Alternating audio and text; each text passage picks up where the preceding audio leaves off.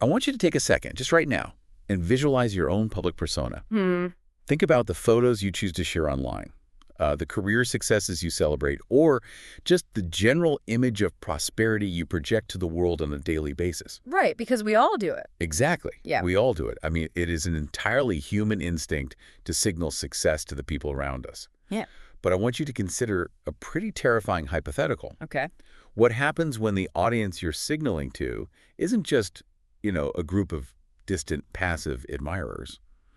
What happens when that audience is a group of trusted friends sitting on your own couch who are secretly harboring this deadly mix of financial desperation and resentment and greed? Yeah, it completely subverts everything we fundamentally believe about personal safety. I mean, we are socially conditioned to build these inner circles, right? To protect us from the chaotic, unpredictable threats of the outside world. Right, like we lock our doors to keep strangers out. Exactly. We lock the doors, we set the alarms.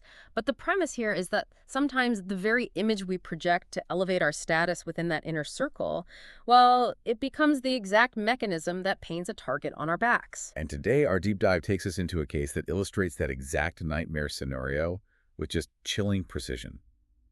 We are looking at the 2006 murder of Carlnell Walker Jr. Yes. He was a 23-year-old college student whose meticulously curated projected image of wealth triggered a brutal, and I mean prolonged, betrayal by the people he trusted most. And for this analysis, we're pulling from a massive, highly detailed stack of sources. We're examining an in-depth forensic and sociological breakdown of the homicide itself. Which is fascinating on its own. It really is. And we are weaving in real-time local news coverage from the Atlanta area in 2006 and 2009. That really captures the immediate raw shock of the crime. Yeah. And crucially, we are digging directly into the actual 2015 Supreme Court of Georgia appellate rulings to understand the complex legal strategies the convicted perpetrators used to try and escape justice. So our mission today is really multi-layered.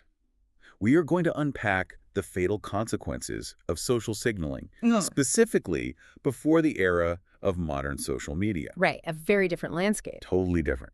We'll explore the exhaustive, mind-bending forensic science and the thermodynamic physics that ultimately solve the crime.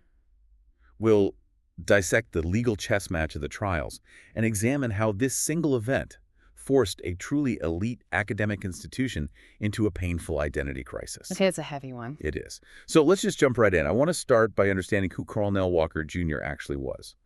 So in 2006, he was a junior business major at Morehouse College in Atlanta. And context is absolutely vital here. I mean, Morehouse College is not just a university. It is a historic institution with an incredibly rich legacy. Oh, absolutely. It is known globally for producing leaders, thinkers, prominent professionals. And Walker, well, on the surface, he was the embodiment of what is often called the Morehouse man ideal. He really looked the part. He did. He was academically ambitious in the business program, he possessed a lot of social poise, and he was a standout player on the Morehouse tennis team. Right. To the faculty and his broader peer group on campus, he looked like a highly promising young entrepreneur, just someone who clearly had a bright, lucrative future ahead of him.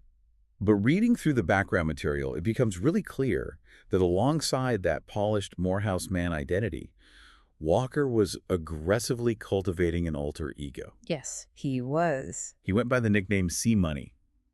And this wasn't just, a casual nickname friends throw around at a party. It was a brand. Like, he was actively trying to manifest this persona. He had a profound penchant for displaying an image of intense, immediate financial success. Yeah. And the catalyst for the tragedy that followed actually traces back to a really mundane event. It was a car accident he was involved in earlier that year. Right. So following that car accident in early 2006, Walker became highly vocal about a pending insurance settlement. He wasn't keeping it a secret at all. Not even a little bit. He was openly boasting to his landlord, to his friends, to basically various acquaintances that he was due to receive a massive lump sum payout. Like, he was frequently throwing around the specific figure of $50,000 in damages. Which is a huge deal. I mean, if we put ourselves in the shoes of a 23-year-old college student in 2006, $50,000 is a life-altering amount of liquid cash. Absolutely. It's the kind of money that buys you serious, undeniable status among your peers.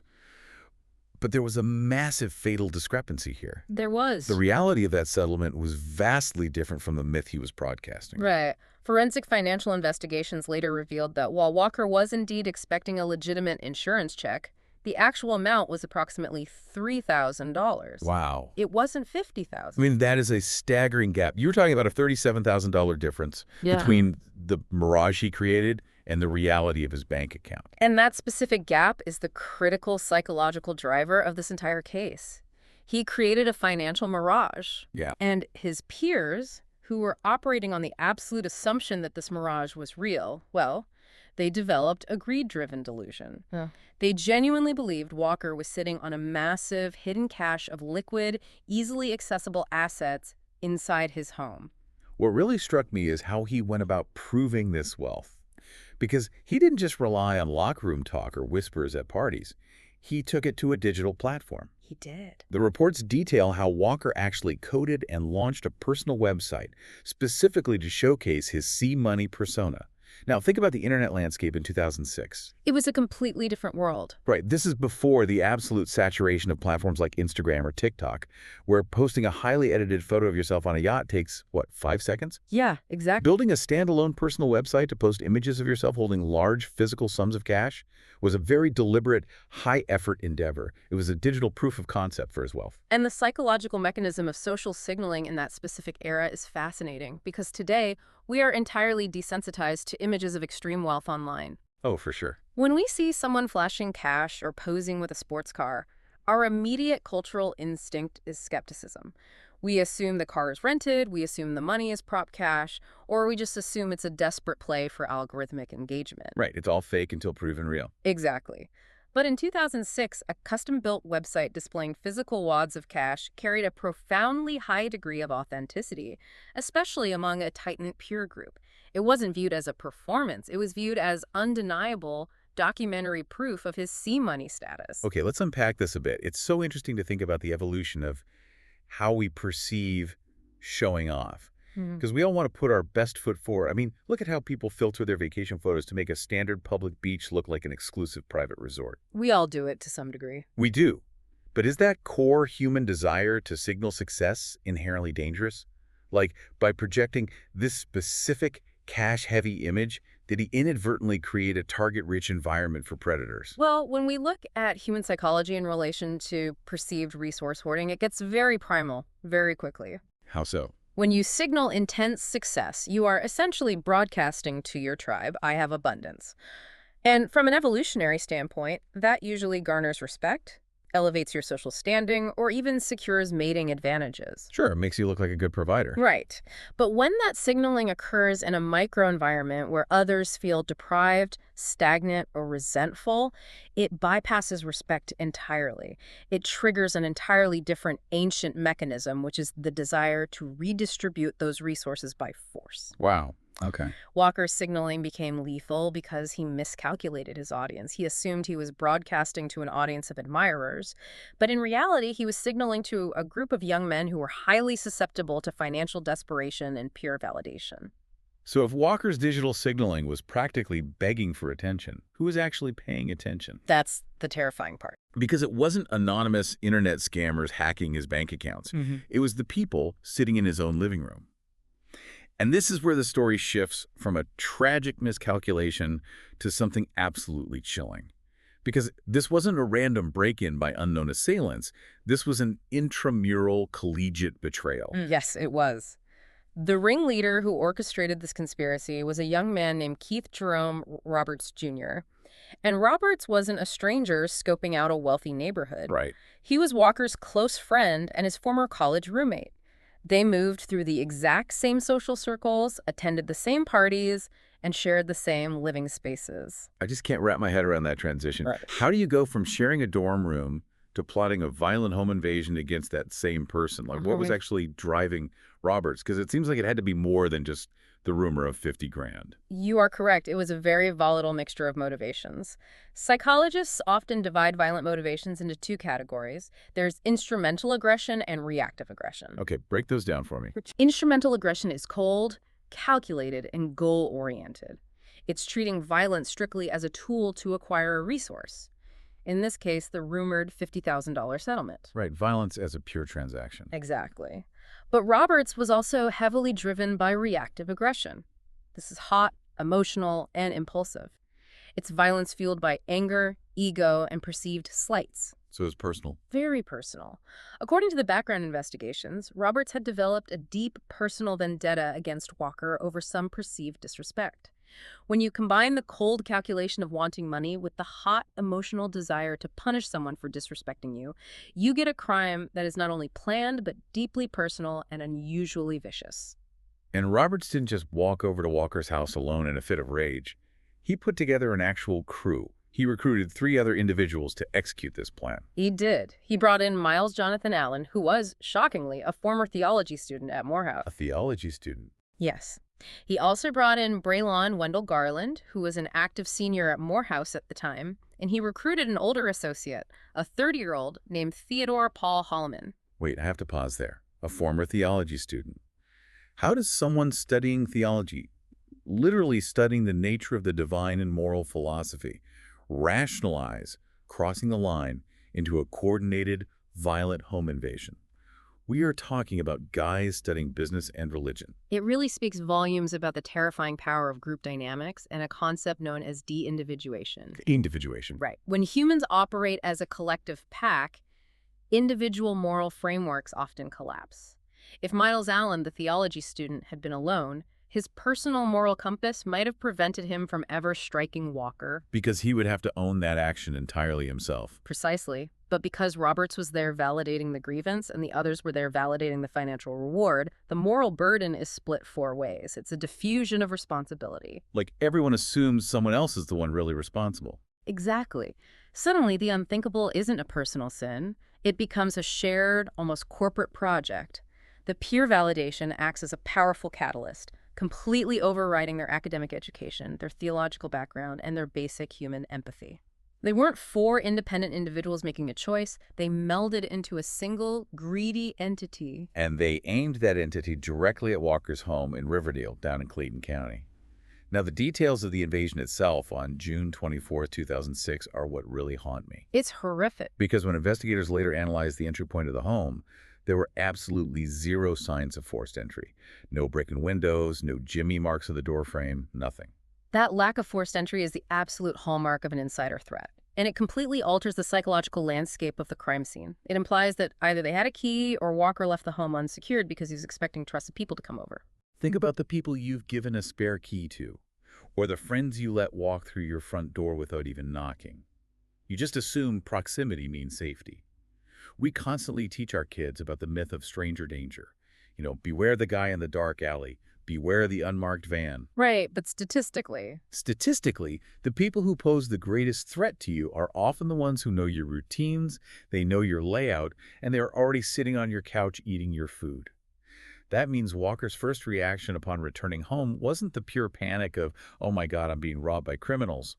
It was likely profound confusion. Precisely. His initial cognitive processing would have been trying to understand why his former roommate and his friends were standing in his living room with aggressive postures.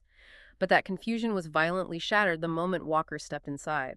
The ambush was immediate and overwhelming. Walk us through what happened when he walked through that door.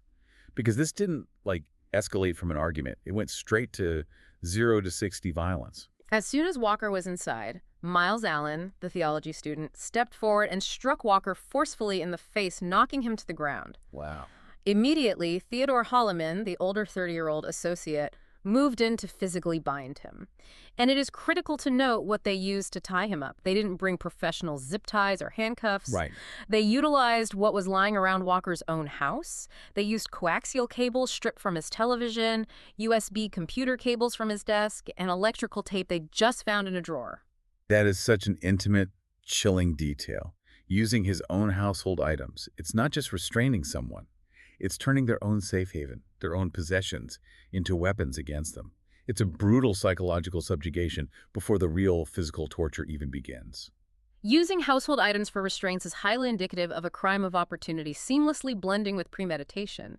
They knew they were going to capture him, but they relied on the environment to supply the tools. And this leads into the most horrifying aspect of the case, which is the sheer duration of the attack. Right, because this wasn't a 10-minute shakedown. They didn't beat him up, take his wallet, and run. The forensic timeline establishes that this ordeal went on for 8 agonizing hours. From a behavioral analysis and forensic standpoint, an 8-hour attack is virtually an eternity. I can't even imagine. A standard assault or a home invasion robbery is usually measured in seconds or, at most, a few minutes. The typical goal of a perpetrator is to get in, secure the valuables through sudden intimidation, and flee before there is any chance of discovery or police intervention. Right. You want to be gone before anyone calls 911. Exactly. An 8-hour duration demonstrates an astonishing, deeply pathological commitment to sustained violence. I hear that, but I just keep thinking, after 4 hours of a guy screaming, doesn't basic physical exhaustion kick in? You get tired, you get hungry, your adrenaline has to crash at some point. I think so. You have time to sit in the quiet of a living room and look at the blood and think about what you are actually doing. How does a human mind sustain that level of cruelty for a full standard workday without the reality breaking the spell? It requires an incredibly profound state of cognitive dissonance, specifically driven by the sunk cost fallacy. Okay, the sunk cost fallacy. Remember, they were demanding the $50,000 settlement. Walker didn't have it, so every time he screamed that he didn't have the money, their greed filtered that out as a deception. They couldn't accept the reality that they had crossed the ultimate moral line, that they were torturing a friend for absolutely nothing. So they had to keep escalating to prove to themselves that they aren't monsters who made a mistake. They are just extracting information from a liar. Exactly. The internal logic becomes, well, we've already beaten him for 2 hours. He must just be holding out. Let's try something worse. They were torturing him to validate their own horrific initial choice. That is so dark. And furthermore, over the course of 8 hours, there are dozens, if not hundreds, of distinct opportunities for any one of those 4 men to step back, walk out the door, or anonymously call 911. Like, someone could have just said, this has gone too far, I'm out. But no one did. The fact that those opportunities for intervention were uniformly ignored by all 4 participants speaks to how deeply entrenched they were in that violent feedback loop. And the mechanics of that torture escalated in horrifying ways. The crime scene investigators and the subsequent autopsy revealed a spectrum of trauma that shows how they just kept upping the ante. I really did. First, there was blunt force trauma. Investigators found a bloody claw hammer in the laundry room, which forensic pathologists linked directly to severe cranial and facial injuries Walker sustained. And escalating from using fists to utilizing heavy metal tools is a significant leap in instrumental violence. It shows an intent to inflict catastrophic, blinding pain to break his will. But the hammer didn't work because there was no money to find. So they escalated to sharp force trauma. Walker suffered multiple stab wounds from a pocket knife. It just keeps getting worse. When that didn't yield the location of the non-existent safe or bank account, they moved to chemical threats. They stripped Walker down to his boxer shorts, dragged him into the bathtub, and doused him in gasoline and lamp oil. They were actively threatening to incinerate him right there in his own home. The transition to chemical threats is terrifying because it introduces the element of chaotic, uncontrollable destruction. Fire is a deeply primal fear. But the detail that really made my stomach turn, perhaps the most disturbing detail on a purely psychological level, was the symbolic disfigurement. Yes. In the midst of beating and stabbing him, they took a pair of scissors and deliberately cut off Walker's dreadlocks. Now, why the hair? That doesn't help you find a bank account. No, it doesn't. And that is exactly why it is so crucial to understanding the perpetrator's mindset. What we are seeing there is the reintroduction of pure reactive aggression and symbolic violence. Right. Beating a man for a pin code is straightforward, brutal utility. Cutting off his dreadlocks serves absolutely zero instrumental purpose. That act is designed solely to strip him of his identity, to deeply humiliate him, and to physically dismantle the polished C-money persona that Roberts felt was disrespecting him. Wow. It is a deeply personal, intimate violation of his bodily autonomy that goes completely beyond mere theft. And the tragic, sickening punchline to all of this, 8 solid hours of blunt force trauma with a hammer, stabbing with a pocket knife, dousing a man in chemical accelerants, and humiliating him, yielded exactly $20. It's unbelievable. Because the insurance check hadn't even arrived yet, and even if it had, it was only $3,000. They tore a human being apart for a complete mirage. It is the ultimate tragic realization of their greed. They destroyed his life, and effectively their own, chasing a phantom. And that realization likely fueled the final fatal sequence of events. Because after 8 hours, the sun is finally coming up. They are exhausted, they're covered in blood, the house is destroyed, and they have no money. But they have a severely injured hostage. And this is where the narrative takes a turn into the realm of physics, and it is almost hard to process. Because after 8 hours of torture, Walker is severely injured, but he is still alive. Yeah. He is conscious. He is stripped down to his boxer shorts. The attackers gag him tightly with electrical tape so he can't speak, and they carry him out to the attached closed garage. And they lock him inside the trunk of his own car.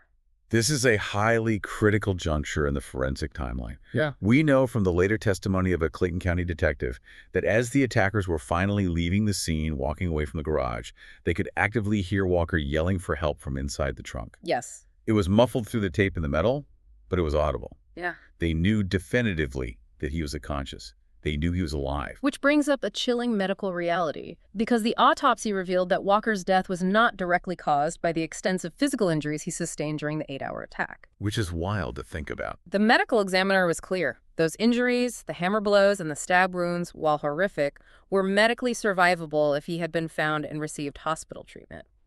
His actual official cause of death was hyperthermia resulting from heat entrapment. And this is where we have to look closely at the thermodynamics of a closed system. We were talking about the state of Georgia in late June. Yeah, that heat is intense. The summer heat is already oppressive and highly humid. When you place a human body inside a metal automobile trunk, and that car is parked inside a completely unventilated closed garage, you are essentially placing that person inside a remarkably efficient oven. The forensic reports actually break down the physics of this closed system, which is something you rarely see detailed so explicitly in a true crime case. No, usually it's just cause of death and they move on. Right. But here it details a thermodynamics equation, explaining how the rate of temperature change inside that trunk is governed by three things: the surface area of the metal, the external ambient temperature of the garage, and the total lack of convective heat transfer. Let's translate that physics equation into practical biological terms. The metal skin of the car trunk represents the surface area. Metal is an excellent thermal conductor. Very efficient. It absorbs the ambient heat of the unventilated garage, which is already baking in the June sun, incredibly efficiently, and radiates it inward. Now, inside the trunk, you have a living human body. A human body constantly generates and radiates its own heat, roughly equivalent to a 100-watt light bulb. So you have heat pressing in from the outside and a heat source generating from the inside. Exactly. But because the space is tiny and hermetically sealed by weather stripping, there's absolutely zero convective heat transfer. Because convection requires airflow to carry heat away. Right. The small mass of air trapped inside the trunk has a specific heat capacity, meaning it can only absorb so much thermal energy before its temperature skyrockets.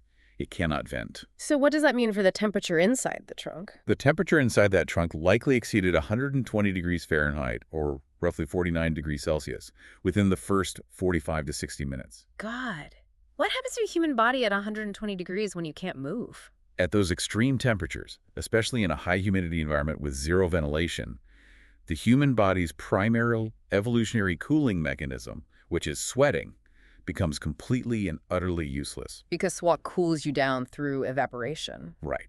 But in a sealed trunk, the air quickly reaches 100% relative humidity. The sweat pools on the skin, but cannot evaporate. Therefore, the core body temperature begins to spike uncontrollably. This leads to profound, rapid dehydration.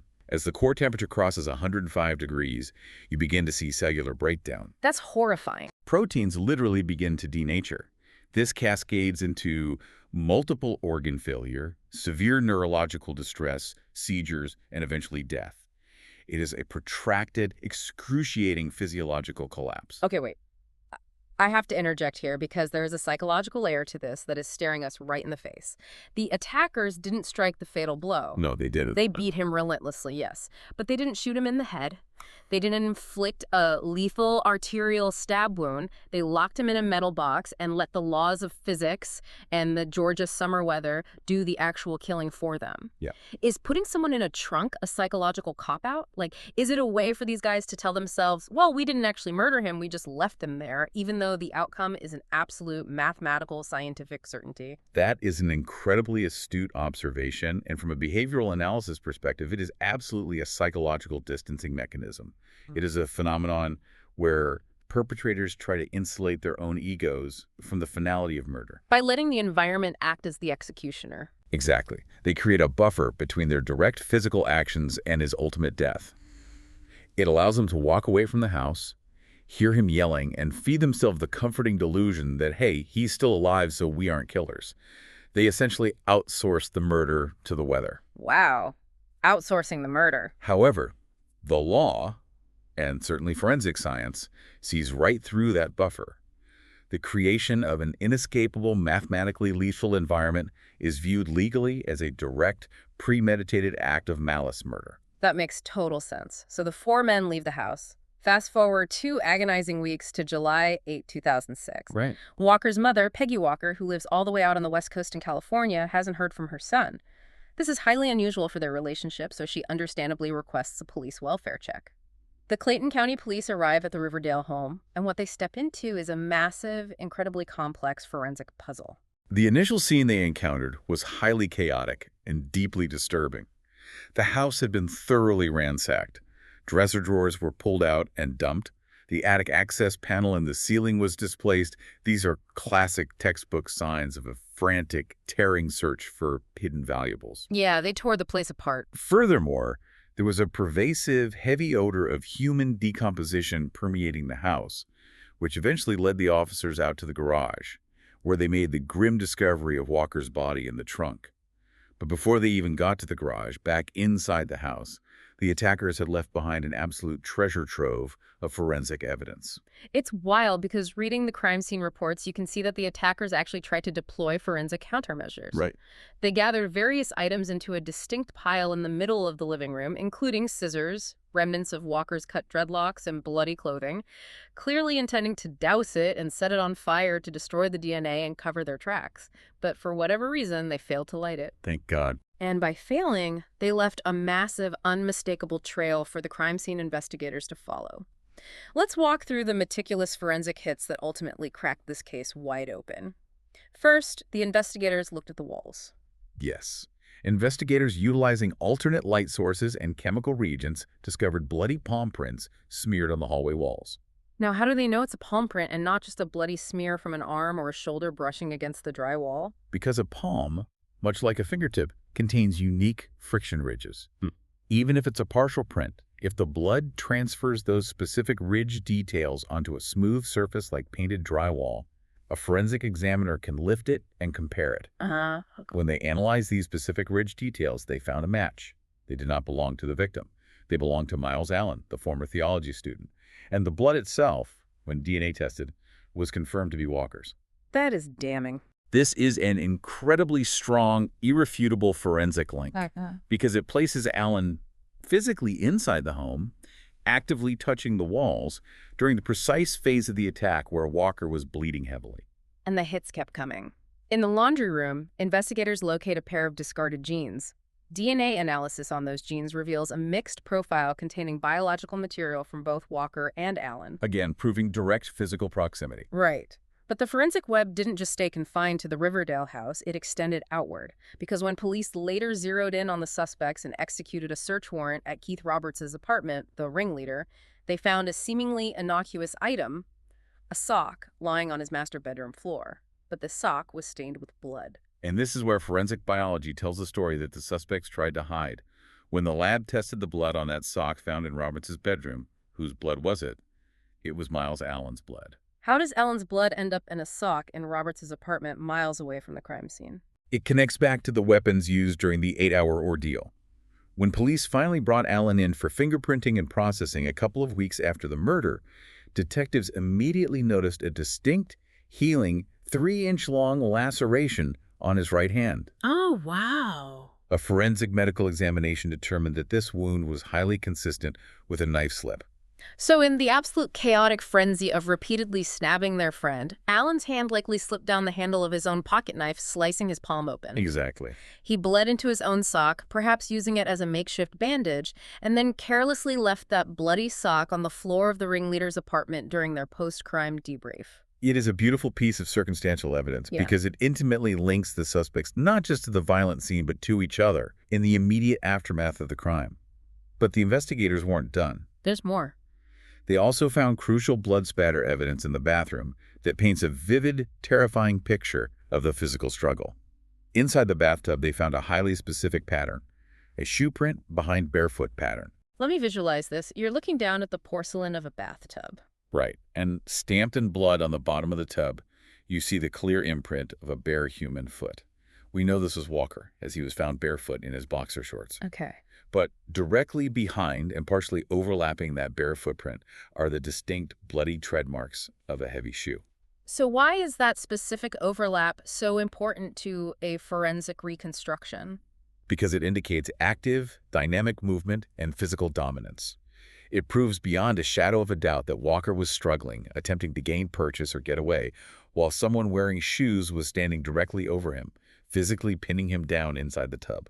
That's a terrifying image. And the context of why they were in the tub is provided by the substance investigators found smeared around the porcelain edge, a substance that felt viscous and smelled strongly of lamp oil. Which brings us to the absolute centerpiece of the entire investigation, the single most critical piece of evidence that sealed the fate of the ringleader, the hurricane lamp globe. This is where the forensic crime scene analysis gets truly elegant. In the living room, right near that gathered pile of debris they meant to burn, investigators found the clear glass globe of a hurricane oil lamp simply sitting on the floor. Okay. Right next to it was a patch of smeared, drying blood and a completely empty plastic bottle of commercial lamp oil.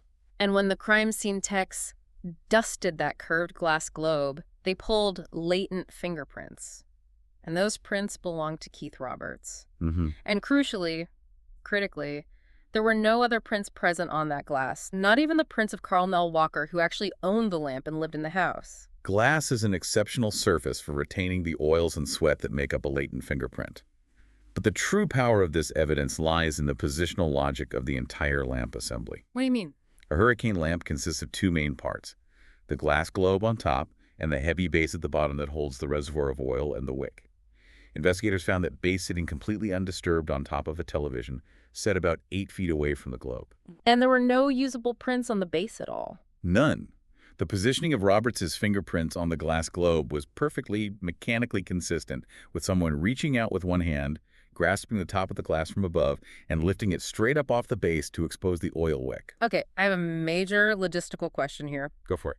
If these guys had an 8-hour head start while they were in the house, and they clearly had the forethought to gather items into a pile specifically to destroy the forensic evidence with fire, how did they fail so spectacularly at covering their tracks? It's a great question. They left bloody palm prints on pristine walls, DNA-soaked jeans in the laundry, a bloody sock at a secondary location, and perfectly preserved textbook fingerprints on a smooth glass globe.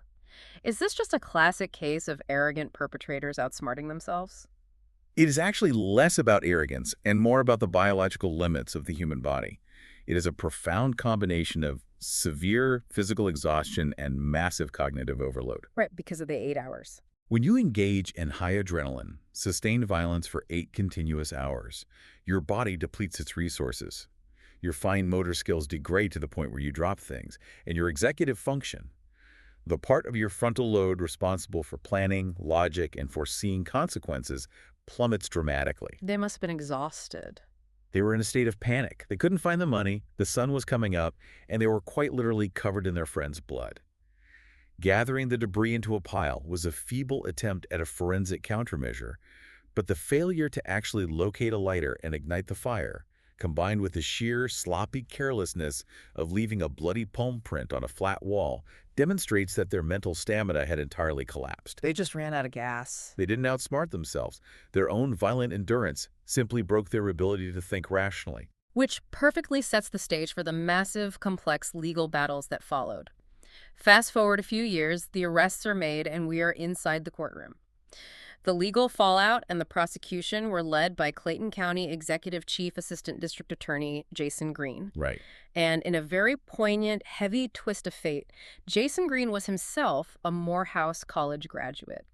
He actually spoke publicly to the press about the deep personal sadness of having to prosecute the brutal murder of a fellow Morehouse man. That shared institutional background adds a very heavy, somber layer of gravity to the legal proceedings. The prosecution wasn't just representing the state of Georgia or the victim's family. In many unspoken ways, they were representing the tarnished legacy and the broken heart of the college itself. The trials were not simple, open and shut cases. Let's start with Miles Jonathan Allen, the former theology student who left the bloody palm prints and the DNA on the jeans. He goes to trial and is convicted in August 2009. The jury finds him guilty on multiple counts: malice murder, felony murder, aggravated assault, kidnapping, and false imprisonment. The judge sentences him to life in prison plus an additional 70 years. Wow. But Allen doesn't accept this. He appeals his conviction all the way to the Supreme Court of Georgia in 2015. And his appellate arguments are deeply fascinating from a legal theory perspective. It is important to note that Allen didn't deny being at the house. The forensic evidence made that impossible. Yeah, you can't argue with a bloody palm print. He admitted he was present and that he participated in the violence. Yeah. But his core defense strategy was coercion. He claimed that he only participated in the torture because he was mortally terrified of Keith Roberts, the ringleader. Blaming the boss. Exactly. According to Allen's defense, during the 8-hour ordeal, Roberts looked around at the group and said, "What's happening to Walker could happen to anybody in the room." Which, to be fair, is a genuinely terrifying threat when you are standing in a room full of blood. Absolutely. And to back this coercion claim up, Allen's defense team tried to introduce a formal psychiatric report. This report stated that Allen had a specific personality disorder that made him highly susceptible to being led or dominated by aggressive individuals. So they were basically arguing, my client isn't a murderer. His brain is just wired to blindly follow scary leaders. Exactly. How do you even prove that in a court of law? You don't. Because the trial court, and subsequently the Supreme Court of Georgia, completely rejected that argument and excluded the psychiatric evidence from the jury. Why? The reasoning behind that exclusion relies on a fundamental cornerstone of our legal system. The defense of coercion does not care about your unique subjective mental wiring. It relies on what is called the reasonable person standard. Right, the reasonable person. The law asks a simple, objective question. Would an average, rational, reasonable person fear for their life in that specific situation? It explicitly does not care if you have a susceptible personality unless you're making a formal plea of legal insanity, which Allen did not do. That makes total logical sense. You cannot use the excuse of being easily peer pressured to legally justify actively participating in an 8-hour torture session. The Supreme Court ruled that a reasonable person would have found at least one opportunity over those 8 hours to run out the door, escape, or call the police. You can't excuse participating in a murder by essentially claiming you're just a really aggressive follower. Exactly. Then we move to the trial of the ringleader, Keith Jerome Roberts. He's convicted a few years later, in April 2012.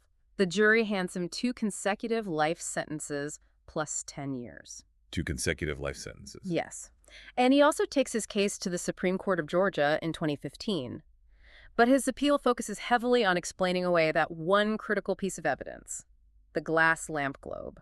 Right. Roberts' entire appeal strategy was built around providing an innocent, alternative explanation for why his fingerprints were on the murder weapon.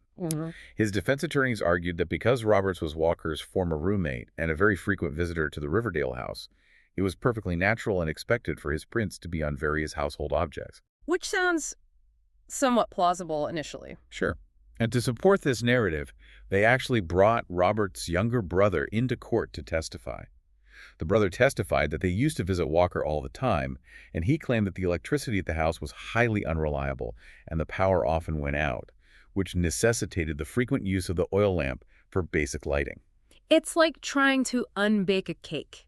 You are trying to convince the jury to look at the flour and the eggs separately, completely ignoring the fact that they've already been baked into a cake. That's a great analogy. The defense is saying he was just a helpful friend doing household chores in the dark while aggressively asking the jury to ignore the massive pool of blood and the empty bottle of accelerant sitting right next to the lamp. How often do appeals actually hinge on these hyper-specific, almost absurd alternative realities? They hinge on them constantly in appellate law because the defense's only burden is to introduce reasonable doubt. They don't have to prove their alternative hypothesis is absolutely true. They just have to prove it's possible enough to make a single juror hesitate. Just a seed of doubt. Right. If they can offer any scenario that accounts for the physical evidence without involving murder, they have a shot. But the Supreme Court of Georgia expertly dismantled this specific alternative reality. First, they looked at the younger brother's testimony and pointed out a glaring, fatal contradiction. What was it? During his testimony about the power outages, the brother casually mentioned that when they visited Walker, they would often hang out and watch TV together. Which fundamentally requires electricity. Precisely. The justices noted that you cannot logically claim the power was constantly out, while simultaneously claiming you spent your visits watching television. Furthermore, the court looked at the holistic context of the crime scene. The globe wasn't found sitting cleanly on a dining room table. It was found on the floor, directly amidst the bloody crime scene rubble. Right next to the empty bottle. Right. And the base was 8 feet away. And crucially, there were no prints from Walker, the actual owner of the lamp. The Supreme Court ruled that the specific placement of the globe, combined with the total lack of other prints, proved beyond a reasonable doubt that Roberts handled that glass globe exclusively during the commission of the murder, specifically to access the oil used to chemically torture Walker. So the helpful friend defense completely crumbled under basic structural logic? It did. So we see the legal sister and the forensic science working exactly as they should to secure convictions for Allen and Roberts. Yeah. But, well, that brings us to the divergent fates of the other 2 conspirators in the room. Because if there is one thing we know about the justice system, it is anything but perfectly predictable. Yeah, this part is wild. Let's talk about Theodore Holloman, the older 30-year-old associate. He actually flipped on the group and became the state's star witness. His highly detailed testimony provided the chilling narrative structure that allowed the district attorney to lay out the exact minute-by-minute timeline of the 8-hour ordeal for the jury. Accomplice testimony is an incredibly powerful tool for a prosecutor, but it is also highly scrutinized by defense attorneys and juries alike. Why is that? The jury is acutely aware that the witness is sitting on the stand singing like a canary specifically to save themselves from a harsher sentence or the death penalty. However, when that accomplice testimony is rigidly corroborated by the hard forensic evidence like Allen's palm prints and Roberts's fingerprints on the lamp, it becomes the undeniable glue that holds the prosecution's entire chronological narrative together. But here is the shocking twist that leaves you scratching your head. You have 4 men who walked into that house. Allen is serving life. Roberts is serving double life. Holloman testified and cut a deal. But the 4th man, Braylon Wendell Garland, the Morehouse Sr. Yeah. Despite the district attorney presenting all the available evidence and the timeline, Garland was acquitted of all murder charges in October 2009. The jury went into the deliberation room and came back with a not guilty verdict in a mere 4 hours. 4 hours of deliberation in a highly complex, multi-defendant murder trial is lightning fast. It almost always indicates that the jury very quickly found a massive glaring hole in the prosecution's case regarding that specific individual defendant. And the bitter irony here, which the local news sources heavily pointed out at the time, is that immediately after the judge read the verdict and told Garland he was a free man regarding the murder of Carlnell Walker, he didn't even get to walk out the front door of the courthouse. Unbelievable. The bailiffs immediately shackled him and transferred him to the Fulton County Jail on a pre-existing outstanding warrant for an entirely unrelated, simple battery charge. Which paints a highly complex picture of a young man who was already entangled in a cycle of violence and law enforcement, completely regardless of his esteemed status as a college senior at Morehouse. If you are looking at this case as an outside observer, this is where it gets deeply frustrating. You have the exact same crime, the exact same 8-hour timeline, the exact same tragic victim. You have an insider Holloman testifying under oath that Garland was there and involved in the conspiracy. Mm-hmm. How does one jury look at Miles Allen and hand down a life sentence, and a different jury looks at Braylon Garland and says, not guilty in just 4 hours? What does this massive disparity say about the unpredictability of the American jury system? It says everything about the incredibly stringent burden of proof required in our legal system. And it all inevitably comes back to the hard forensics. Right. With Miles Allen, the prosecutor could point to his bloody palm prints literally painted on the wall and his DNA mixed with the victims on the jeans. With Keith Roberts, they had his undeniable fingerprints on the murder weapon. Concrete proof. But with Garland, the prosecution's case relied almost entirely on the accomplice testimony of Holloman and the circumstantial evidence of him simply being present in the social circle. If Garland's defense team successfully argued that he was merely present in the house, perhaps paralyzed by fear or passive, but did not actively participate in the physical torture, well, the state lacked that one definitive piece of physical DNA or fingerprint evidence linking Garland's hands directly to the violence. And that creates a textbook definition of reasonable doubt. Exactly. It is frustrating and wildly unpredictable, yes, but it is also a fundamental feature of a justice system designed to require absolute physical certainty before the state can strip away a person's life and liberty. It's a hard pill to swallow, especially for the victim's family, but it highlights exactly how crucial that forensic puzzle really is. Now, I want to take a step back. I want to zoom out from the bloody crime scene in Riverdale and look at the broader sociological shockwave this case sent through the city of Atlanta. This is a huge aspect of the story. In 2006, Morehouse College was at an absolute zenith of cultural and academic prestige. The sociological sources highlight that the college had just successfully acquired the Martin Luther King Jr. papers, which was a historic archival collection valued at roughly $32 million. The eyes of the global academic world were locked onto their campus. It is essential to understand that Morehouse is not just a college. It is a profound cultural institution. Since its founding, it has held a mythological status within the Black community and higher education in general. It is built around W.E.B. Du Bois' concept of producing the talented 10th. The talented 10th. Right, the idea of uplifting the entire community through the cultivation of exceptional, unimpeachable moral and intellectual leadership. So when the breaking news hits the local Atlanta papers that a promising young business student was brutally tortured and murdered, that is a tragedy. But when the subsequent horrifying revelation hits that he was murdered by his own classmates, by a former theology student, a senior, and his own college roommate, it didn't just cause sadness. No, it caused an uproar. It absolutely shattered the institution's projected identity. It created an intense, painful internal cultural crisis among the faculty and the alumni. The internal debates on campus, as detailed in the sociological analysis of the event, were incredibly fierce and soul-searching. The murder essentially ripped the Band-Aid off long-standing, quiet anxieties about the rapidly changing demographics of the student body. What were they worried about? Historically, Morehouse relied on very strict mechanisms of social control to mold the ideal Morehouse man. They had mandatory daily chapel services, a rigid dress code, and a strict moral code of conduct. But as the college necessarily grew and modernized into the 21st century, those traditional rigid controls naturally weakened. Reading the faculty reactions, they started openly worrying about what they termed antisocial forces infiltrating the safety of the campus. There was a massive, highly debated controversy over the college's admission of what they euphemistically called diamonds in the rough. These were students who showed immense, raw intellectual promise and high test scores, but who came from severely disadvantaged or quote-unquote street backgrounds with prior behavioral issues. And it's worth noting that the victim himself, Carlnell Walker, despite his polished persona, had a juvenile record before he was admitted to Morehouse. The college administration found themselves caught in an absolute impossible bind. On one hand, do they foster a truly free, diverse, and representative environment that reflects the complex, sometimes harsh reality of urban America? Doing so gives those diamonds in the rough a desperately needed chance to shine and escape their circumstances. Which is a noble goal. Exactly. Or, on the other hand, do they aggressively monitor, police, and restrict their student population to maintain the pristine historical image of the beloved community? It's a tough balance. The horrific murder of Walker forced the institution to confront a very dark truth.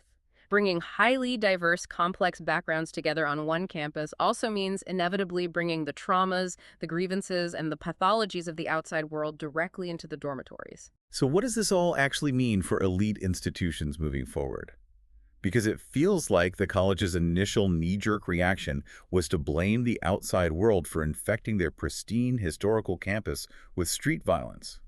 But isn't greed, brutal envy, and violence just a fundamental baseline human problem?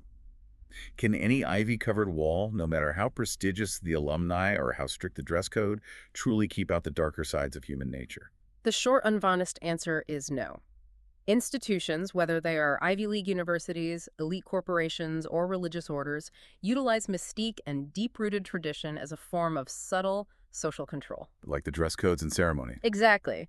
They dress students in tailored suits, they hold grand, solemn ceremonies, and they enforce strict lexicons, all to project an impenetrable aura of invulnerability and elevated moral superiority. But that mystique is an incredibly fragile armor. Because underneath it all, underneath the tailored suits, the impressive academic degrees, and the polished public personas, humans are still fundamentally driven by primal, deeply flawed urges.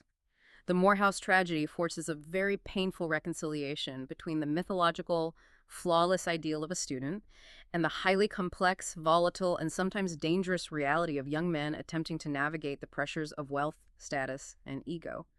You simply cannot build a brick wall high enough or an admission standard strict enough to filter out human nature. You cannot build a wall high enough. That is a deeply sobering thought to end our deep dive on today. To briefly recap the immense tragic arc we've covered, we saw how a young college student's very human desire to look successful, broadcasting his perceived wealth on a crude 2006 personal website, inadvertently triggered a lethal combination of financial greed and reactive envy among his most trusted friends. That initial trigger resulted in an unimaginable 8-hour nightmare of physical and psychological torture, which ultimately ended with a horrific death dictated by the laws of thermodynamics in a closed metal trunk. It launched an airtight, meticulous forensic investigation that hinged on bloody palm prints, a sliced hand, and a perfectly preserved fingerprint on a glass lamp globe. It led to a web of complex legal appeals that tested the very boundaries of the coercion defense and the legal definitions of reasonable doubt. And ultimately, it left an enduring, painful identity crisis for an elite college that was forced to look in the mirror and confront its own vulnerabilities. I think the most vital, lasting takeaway for you listening to this deep dive right now is a stark reminder of the absolute fragility of trust. We are culturally conditioned to fear the masked stranger, the broken window in the middle of the night, or the dark, empty alleyway. The greatest threat. The greatest, most statistically probable threats to our safety often don't wear masks at all. They have your phone number saved in their contacts, they know your daily routines, and they might even be sitting across from you right now in your own living room or dining hall. Which brings me right back to the question we started with. If a crude early internet personal website in 2006 and a whispered, exaggerated rumor about a $3,000 insurance settlement could drive a group of educated college friends to commit 8 hours of unspeakable, calculated torture, what of the invisible, completely uncalculated risks we're all taking today? It's a scary thought. We are living in a hyper-curated, algorithmic culture where millions of people broadcast their exact wealth, their real-time geographical locations, and their perceived success to the world every single second of the day. What is the real physical cost of maintaining our modern public personas? It is certainly something to think about the next time you open an app and decide to signal your success to the world.